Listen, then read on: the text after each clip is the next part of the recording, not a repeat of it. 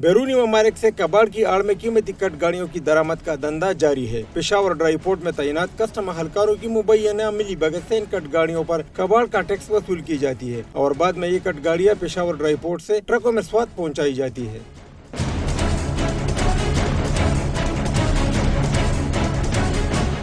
Custom قانون کے مطابق ان کٹ گاڑیوں کے چیسس نمبر مٹانا لازمی ہے، لیکن کسٹم حکام اور اسمگلروں کی مبینہ گٹھ جوڑ کی وجہ سے چیسس نمبر نہیں مٹایا جاتا، جس کی وجہ سے سوات میں دوبارہ ان کٹ گاڑیوں کو جوڑ کر استعمال میں لایا جاتا ہے۔ لاہور ڈرائی پورٹ سے سوات جانے والی ٹرکوں کو راولپنڈی کسٹم نے قابو کر کے 22 کٹ گاڑیاں برآمد کر لی۔ راولپنڈی اینٹی اسمگلنگ حکام کے مطابق پکڑی گئی گاڑیوں کے تمام چیسس نمبر صحیح حالت میں تھے۔ ایسی کوئی گاڑی کا چیسس نمبر ہے تو اس چیسس نمبر کو کاٹ دیا جائے تاکہ وہ گاڑی دوبارہ جوڑ کے استعمال نہ ہو سکے۔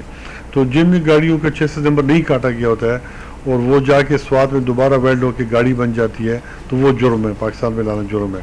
تو اسی کے تحت ہم نے یہ 22 گاڑیاں پکڑی ہیں۔ پشاور ڈرائی پورٹ عملے کی مبینہ ملی بھگت سے سوات جانے والی کٹ گاڑیوں کے ٹرکوں کے قافلے کو نوشہرہ پولیس نے پکڑ کر ڈرائیوروں کو حوالات میں ڈال دیا اور مقدمہ درج کرنے کے بعد گاڑیاں نوشہرہ کسٹم کے حوالے کر دی، لیکن نوشہرہ کسٹم نے مبینہ رشوت لے کر ان گاڑیوں کو چھوڑ دیا۔ باچا خان، ڈان نیوز، نوشہرہ۔